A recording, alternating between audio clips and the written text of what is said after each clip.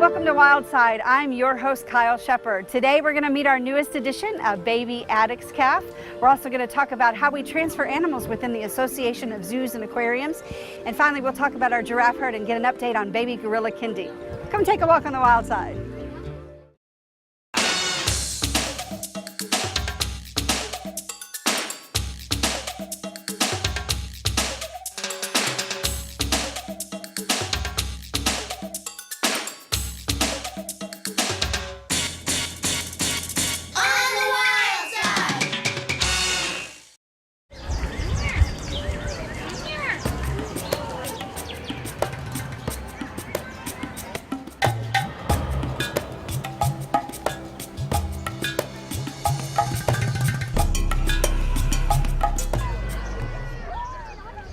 So we're here at the Addix yard with Mike Jones, or is it Addix? We've got a new baby calf, so let's talk about our new baby calf. First of all, let's determine if it is Addix or Addix. Is it Addix or Addix? It's usually pronounced Addix. Sometimes people say Addix. One of our most recent vets told me that she had never heard Addix until she actually came to Louisville. So maybe it's a Louisville thing. No, I think we're going to go with Addix. Addix. But it's Addix. Yeah. Okay, so we've got a new baby calf, and his name is Henry. So let's talk about the species of Addix first. Where are they from? Where do they eat? That type of thing. So an Addix, it's a type of antelope, and there's about 90 different types of antelope. Unfortunately for antelope, about a quarter of those species are actually heading toward extinction. And with the Addix, it's actually in a kind of a top 5 list, and maybe at the very top of that list of being an animal that's disappearing. It's mostly found, typically antelope are found in mostly in Eastern Africa. There are a few Asian species, but most in East Africa. We do have an animal here in the States that people call an antelope, a pronghorn. It's not technically an antelope, so it's kind of a generic term. But these guys are actually found in that Northern Africa area, so sub-Saharan, and they're a desert dweller. And what do they eat? They're grazers, so they're going to eat grasses and some shrubby stuff. And being in a desert environment, they have to travel a lot and long distances to find food. You mentioned when we were doing some research for the press release on the baby Addix or the Addix calf, we found that they were facing imminent extinction and that there were only a handful found in the areas. The IUCN estimated back in 2010 that there was roughly 200 to 300 of the animals left. That's an estimation based on the population. In March of this year, there was a couple surveys that were done, and there was only 3 animals that could be found. Now, obviously, they can't search all the area, but the numbers are probably quite a bit lower than expected. This is an animal that has, in the last 20 years, or what would be 3 generations for this animal, has dropped about 80% of its population in the wild. And what does that do to? They're being wiped out because of human encroachment, a lot of overpoaching, and just not controlled hunting. And at this point, obviously, they're not supposed to be hunted at all, but just it's not controlled in that area. So it sounds like due to hunting and resource excavation and... Yeah, and there's actually a lot of oil drilling going on in North Africa too. Chinese are doing a lot of oil drilling. Some of those sites, they have armed guards, and people will shoot these animals to eat them, and they use the hides. And like I said, they are protected, but it's just not very enforceable in those areas, and they struggle with the enforcement of that. Well, that's not good news for the species, but we do have good news here at the zoo. We always, face conservation issues, of course, and we have our newest edition. And so let's talk about our little baby and who the mom and dad are. Who's the mom and dad? So his mom is what we call Roxanne, and the dad is Hodge. He came to us from Busch Gardens originally. He's been here about 5 years. He's a 6-year-old male. Roxanne is a 13-year-old female. She's produced many calves, her and we do have a female, same age, 13 years. Her name is Patella. A little bit of a mouthful. The staff typically call her Ella. The Louisville Zoo has been very successful with the Addix in that, look, I'm saying Addix now too.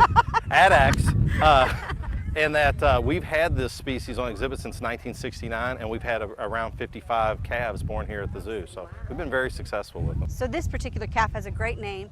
It's Henry, or Henri, because it's after a French zoologist. Yeah, actually Henri Blainville, or however they would, he actually described the animal in 1816 when it wouldn't necessarily been the first time it was discovered, but when it was described.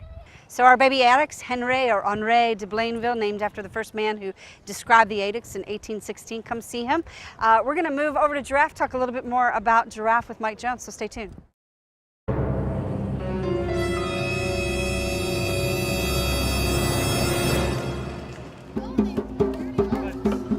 The special today is a herb roasted chicken with wild mushroom risotto. We handle all of the food service from catering to daily operations as well as the gift shops.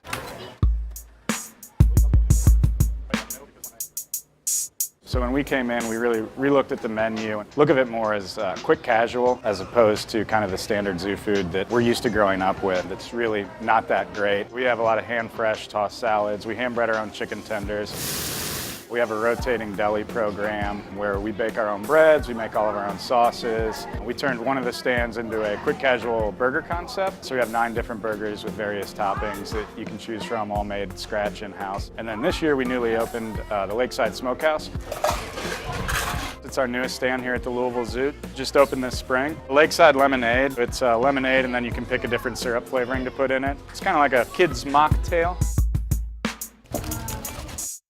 We have a smoked pulled pork, we have a smoked pulled turkey. It's our pulled pork nacho, kettle chips, pulled pork, jalapenos, and then we put a barbecue ranch on it. And then we have a smoked link sausage, all of it smoked in-house. We also make our own sauces in-house, so we have just our classic barbecue. Then we have a spicy vinegar, and then we have a tangy mustard sauce, which is kind of your more South Carolina style. Everything on it. Local is a huge trend in food right now. Creation Gardens is our produce company, and we work with them and are able to access a lot of really cool farms here in Kentucky and just get some really cool different stuff here that we use, be it in catering or concessions. We actually this year put out a whole new catering menu where it's a Taste of Kentucky menu. When you come to the zoo, it's a time to have fun and eat your cheeseburgers and your corn dogs and your chicken tenders. But we do like to make sure that we have offerings, kale and ancient grain salads, and just more healthy, more vegetarian, just more options. It's really exciting to me because every day can be different. There's new challenges all the time with it.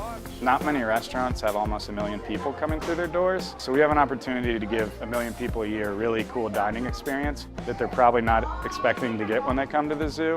And also our staff consists of a lot of kids. We're a seasonal business and we have a lot of kids in our kitchen. And to have them come in knowing very little about food and by the time they leave here knowing a lot, it's a really rewarding feeling, and being able to work with those kids and see where they grow through your business. And that's one of the biggest rewards, is working with a lot of the kids and staff here. I do wear the coat all the time. It's very important to us in our company that as we kind of change the way people think about food and zoos, that they know and understand and see us chefs here, and not just from the back of house perspective, but out engaging with guests and out being in the park. How are you all doing?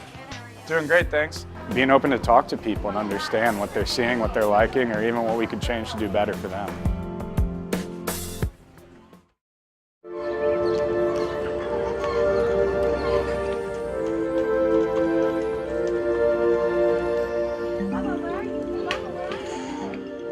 So Kendi, our baby gorilla, she is 8 pounds now, and she's exploring all the spaces at Gorilla Forest that she would encounter with the gorillas. She's also getting some new digs. She's going to move from her current nursery suite into a bedroom suite, which is much like your human infant who would move from a crib to a bed. So she's graduating, if you will, to the next step, progressing each day to get closer to being in with her social group. So now she's going to be experiencing the sights and sounds of nighttime with the 9 adult gorillas. So it's a whole different set of sounds that she'll be experiencing, and that gets her one step closer to being in with the social group of Packy and Shindy, her father, Mashindi, her father, and Quayle.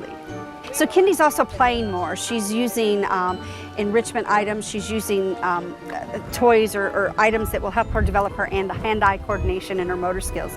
So she's playing a little bit more. She's moving a little bit further and further away from her mom surrogate or her human surrogate. And you can still see Kendi. She is still on exhibit Thursday through Sunday from 12 to 4. You may also see her, in addition to the space where you're used to seeing her, you may also see her in the outdoor spaces. You may also see her on a shelf in the day room, taking a nap in the day room, because we are still getting her used to all of the spaces where she'll be with the adult gorillas. So come out and see her 12 to 4 Thursday through Sunday, and we'll see you there.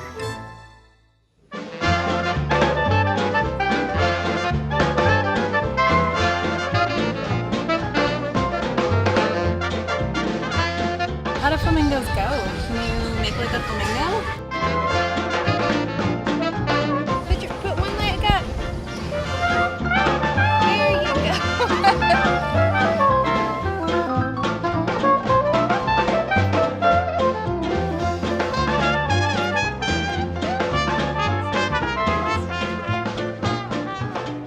I've been coming to the zoo since I was a little kid, and I've always loved the flamingos. They're bright and colorful. You know what? I used to stand like this all the time.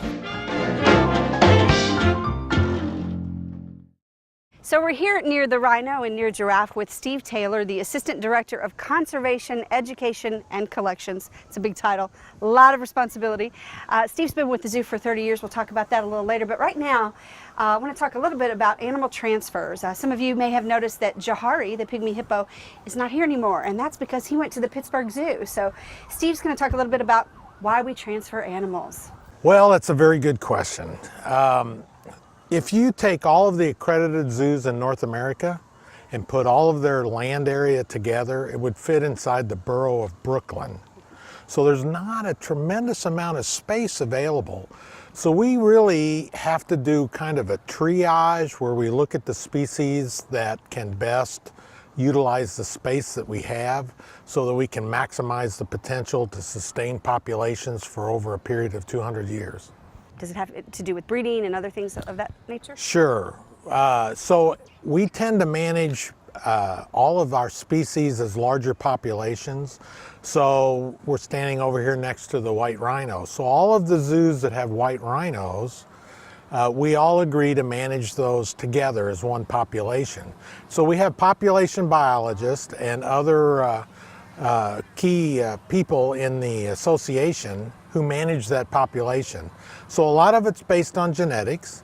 And again, the goal would be to be able to maintain a population of white rhinos in zoos for a period of 200 years and only lose about maybe 2 to 3% of all of the genetic diversity that's available. So you had mentioned a second ago that zoos kind of, it's a cooperative effort, but it's also zoos choose to sort of focus on different species. Can you talk about that a little bit? Yes, so all zoos are a little bit different in feel and what they have to offer. You know, zoos up in Minnesota and Wisconsin might have different animals in the collection as opposed to those down in Florida or Texas. So we all try to look at how can we best use the space that we have available, what species work best, what are the abilities of the staff to be able to deal effectively and make sure from a welfare standpoint that we're taking the very best care possible. So all of those things go into the decision-making matrix, and out of that comes a collection plan. And then we constantly review our collection plan, and we work cooperatively again with the 230 plus other accredited zoos here in the United States, North America, and then also with accredited zoos around the world.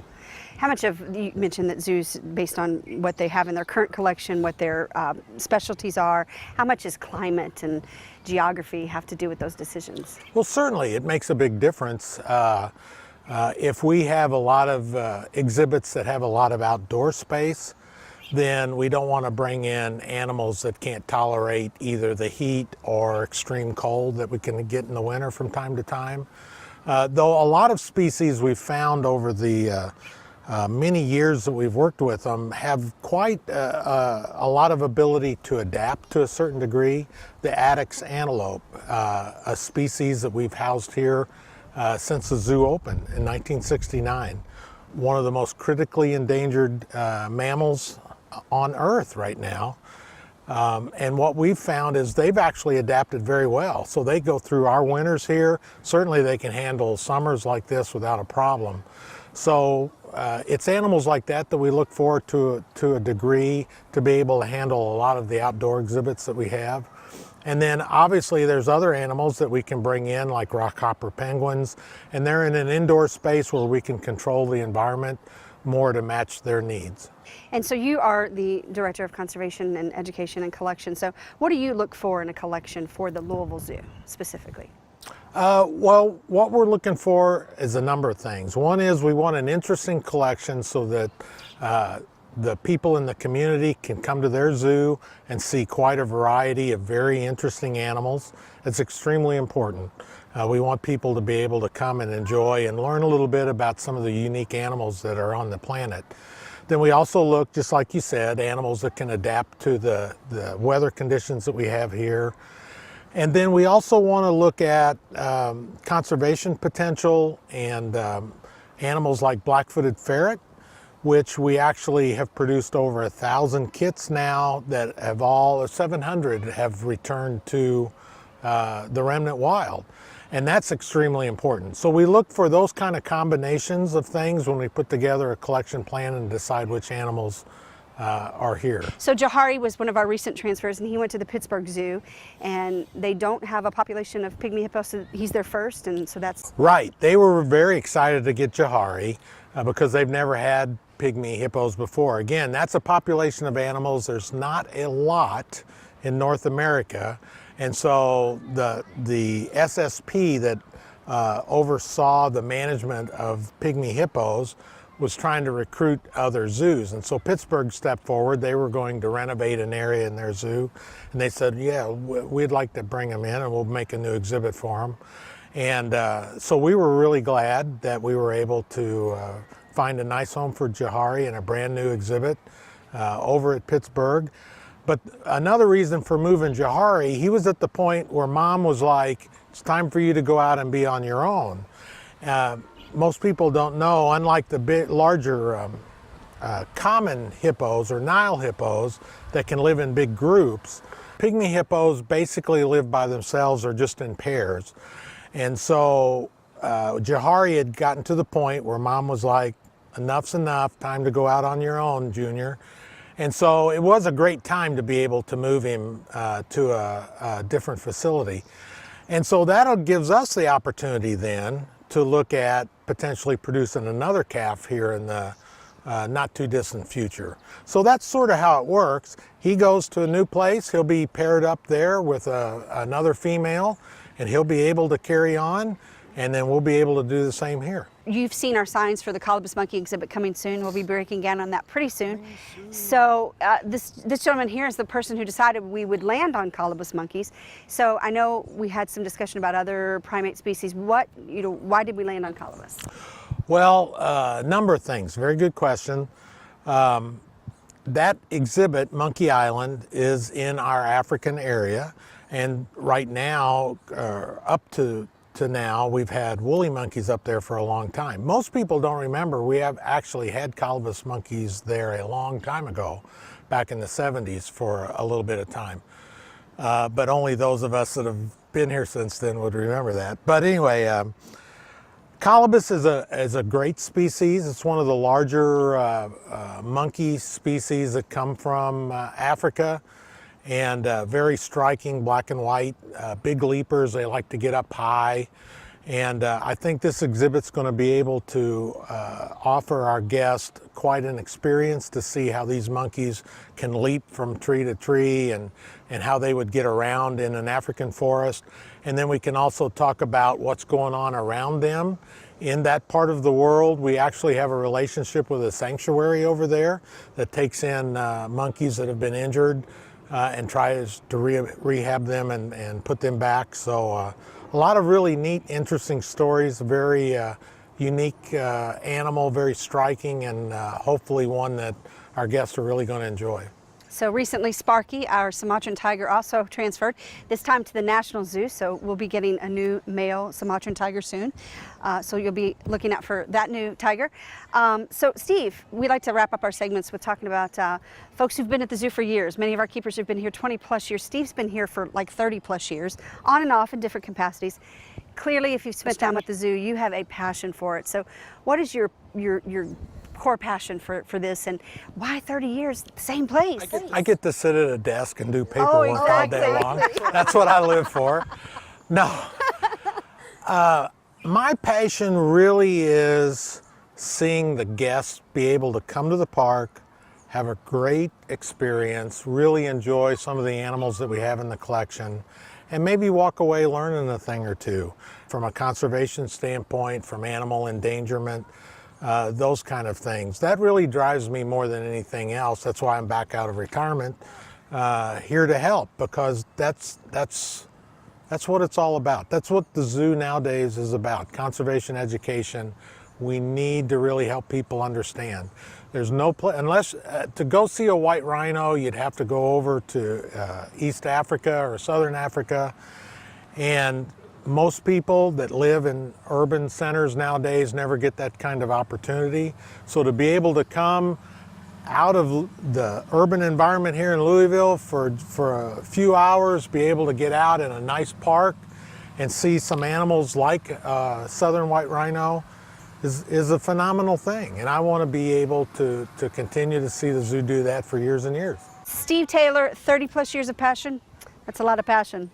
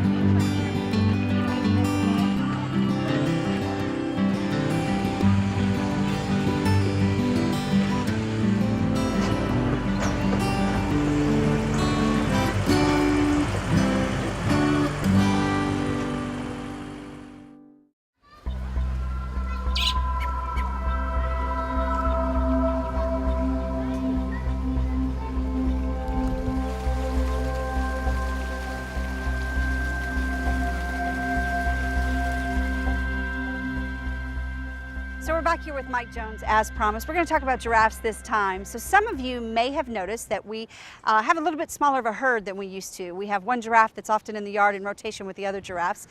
And we're here with the guy that's going to tell us why. So what's going on? So we have 3 giraffes. We have 2 males and a female. The female is the mom of the 2 males. So that's why the males are at that age of breeding age, so they can't be with the mom for obvious reasons. And then the 2 boys, they're at that age now where they're old enough to fight. We were able to exhibit them together when they were younger, but usually once those males hit about 2 years of age, they start trying to test each other, and they'll lean into each other, they'll swing their heads, and a little bit of that's good for them, but a lot of that can be bad for them. And again, because they've got a certain amount of yard that they can move around in, and so they can only go so far to get away from each other. So right now what we do is we typically have one giraffe out on the yard, we'll have one on exhibit front and one in the back, and they get rotated, every 3rd day. So everybody gets their turn. And hopefully they're part of what we call an SSP program. And so, we're always working on, we've been real successful here at giraffes. And so we've been sending giraffes to everybody else, but unfortunately we haven't been on the receiving end of that. But we're trying to work on getting some other animals in, and so that could change in the near future. And that ties in very nicely with early in the show we talked to Steve Taylor about the AZA and about how we choose our collection and manage that collection and what that looks like in the transfer process for that. So, and a natural question becomes, how do you transport a giraffe? The giraffe is a pretty difficult animal to transport, maybe one of the most difficult animals that I've ever worked with to transport. There's only a handful of specialized vehicles that can transport giraffes. Obviously they're very tall, and so they're customized trailers, so to speak. And again, like I said, they're very limited on how you can move them and who can move them. So. And you have to do a little bit of training with the giraffe in order to... Yeah, we actually use a chute that would be similar to something they use in livestock type situations, that we train them to get comfortable in that, and so that you can load them into the trailer. Unfortunately, you don't have the trailer to practice with. So anybody that owns horses knows that you don't just ask them to get in a trailer the first time and they jump in there. It's kind of the same thing. So it takes a lot of trust with the animals and getting them used to being in this chute to load into a trailer. We always like to end our segments talking to keepers about their passion and how long they've been with the zoo. Mike Jones has been with the zoo for about 17 years, which is a long tenure. There's a lot of passion built into with our keepers, and just like to talk to you guys about what keeps you here for such a long time. Well, like you said, I've been here for a while. I actually have been here 2 stints, but to get combined, but been in a lot of different positions. Started off as an intern, worked in the bird department, what used to be the small animal area. Then used to train seals and sea lions as a keeper, worked in the herpetorum with reptiles, actually worked in the bird department briefly, and then was hired on as animal commissary supervisor about 8 or 9 years ago, and then now currently I'm a mammal curator. So for me, it's been a lot of change of working with a lot of different kinds of things, but I enjoy every bit of it. People ask me sometimes what's my favorite animal. I don't really have a favorite. I like them all, and I've worked with a variety of stuff. So. Mike Jones supervises the valley area, we like to call it, which would include Is most of the carnivores. Pretty much, I have most of the mammal collection, minus like Glacier Run, islands, gorilla forest, and elephants, and pretty much, so all the lower part of the zoo, which is most of the big cats, and the macropods, or the Australian area, and then most of the upper part of the zoo, which is the hoof stock, or what we call the giraffe area, and then the Boma, the petting zoo as well. It's a big job. Thank you for all you do, and thank you for joining us. Don't forget to go see Malika and Sylvester and Oliver in the giraffe yard, in the indoor and outdoor spaces, and the giraffe feedings too, daily.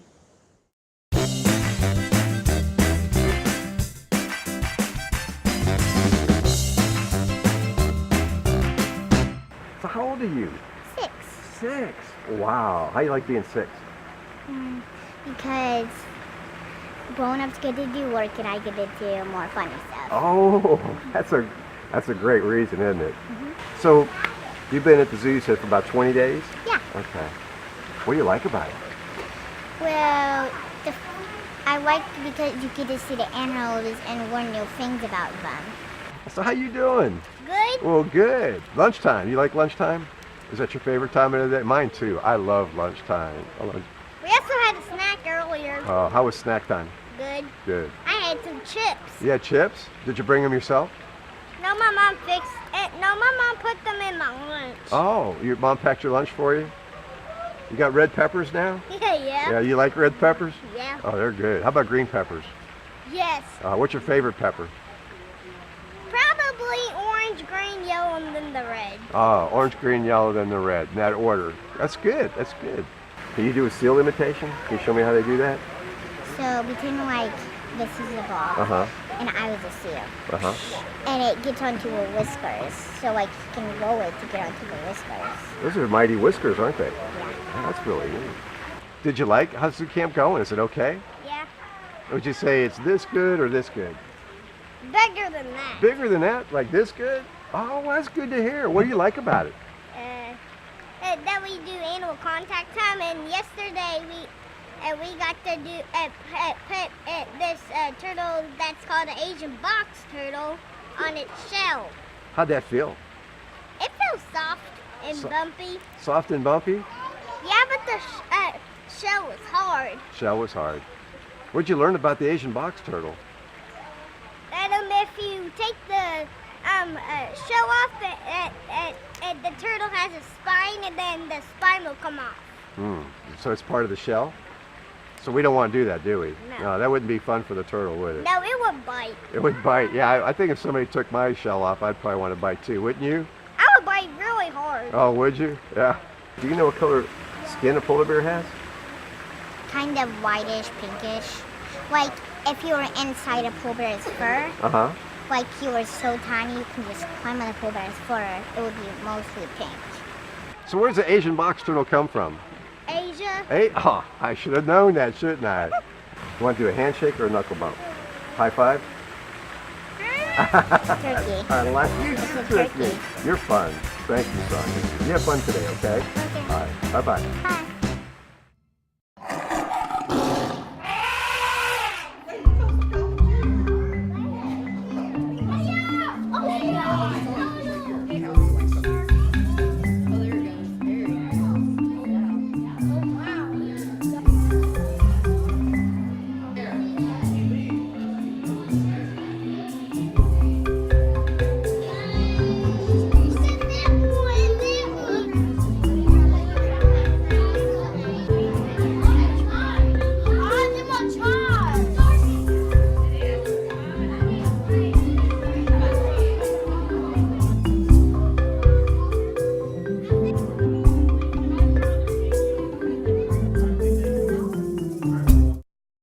Thanks for joining us.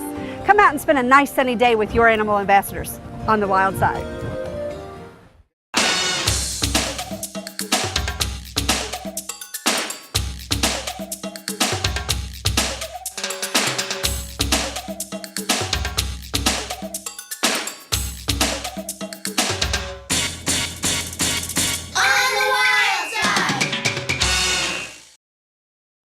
Thanks for joining us. Come out and spend a day in the summer.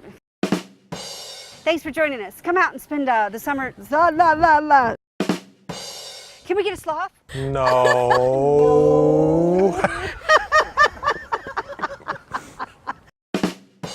Thanks for joining us. Come out and send a nice send. Got it. Nailed it.